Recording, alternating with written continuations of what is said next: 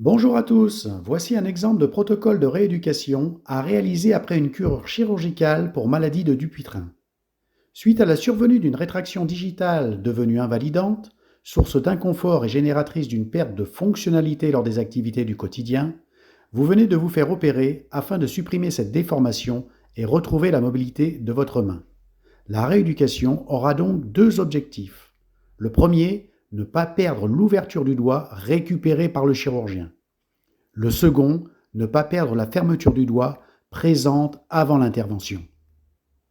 Il convient donc de travailler l'extension, c'est-à-dire l'ouverture de la main, mais aussi la flexion, la fermeture de la main. Cependant, au préalable, avant de commencer, merci de tenir compte et de respecter ces quelques recommandations. Entre autres, qu'il est inutile et contre-productif de vouloir récupérer trop vite. Ayez en tête que la violence est le dernier recours de l'incompétence. Soyez patient. L'ennemi de la récupération est avant tout l'inflammation, qui se caractérise par le gonflement persistant de la main et des doigts.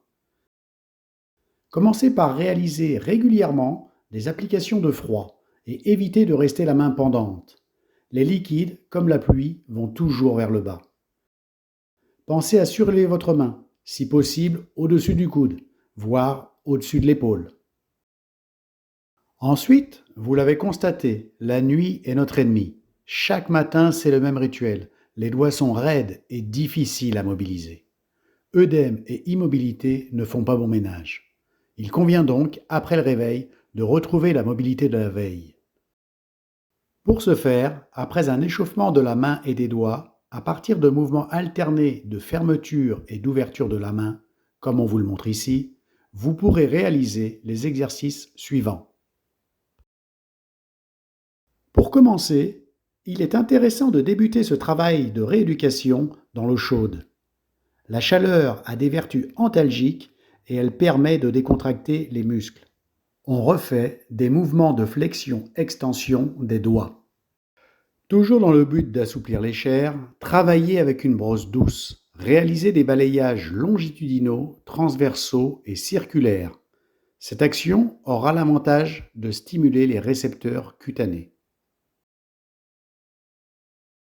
Jour après jour, au fil des séances et au fur et à mesure des progrès, vous pourrez introduire progressivement quelques résistances, comme par exemple avec l'aide d'une éponge souple que l'on malaxe doucement et délicatement, comme on vous le montre ici.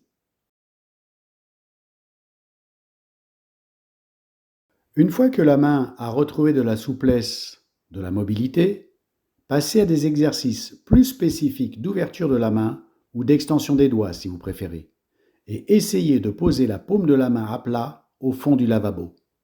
Lorsque cela deviendra facile, vous pourrez, pour compliquer l'exercice, ajouter des mouvements d'écartement et de rapprochement des doigts. Une fois que vous ressentez les bénéfices de ce travail effectué dans l'eau chaude, que votre main est relâchée, vous pouvez passer à des exercices à sec. Pour travailler l'extension, c'est-à-dire l'ouverture de la main, on peut employer un cylindre, type rouleau à pâtisserie ou autre, que l'on fait rouler du bout des doigts jusque vers le coude, pour masser les muscles de l'avant-bras et ceux de la paume. Vous pouvez tout autant utiliser une balle, ce qui permet d'effectuer des mouvements longitudinaux, transversaux et circulaires.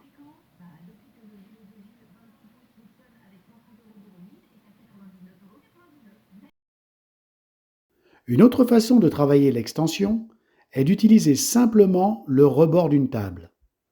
La main posée à plat près de ce rebord, on essaye de décoller le talon sans décoller les doigts.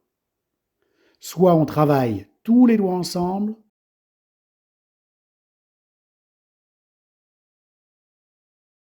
soit uniquement les doigts opérés.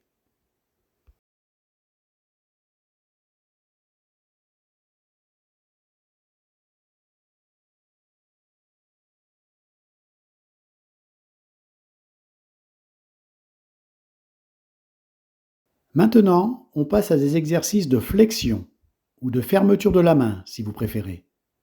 On peut travailler la fermeture des doigts simplement avec l'autre main, comme vous le voyez là.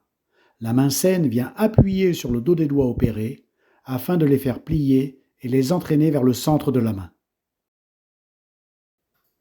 Ou bien, on peut utiliser à nouveau le rebord d'une table. Cette fois, on vient poser le dos de la main sur la table et on essaye de décoller une après l'autre les articulations qui vont du poignet au bout des doigts.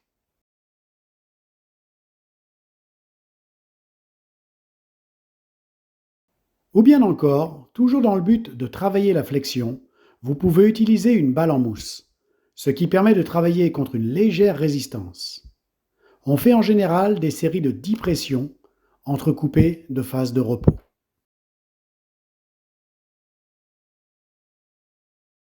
Vous pouvez ensuite travailler la souplesse en même temps que l'agilité interdigitale. Travaillez votre dextérité. Avec l'aide de 2 balles de golf ou de ping-pong, essayez de faire tourner l'une autour de l'autre dans la paume de la main. Dans un sens, puis dans l'autre.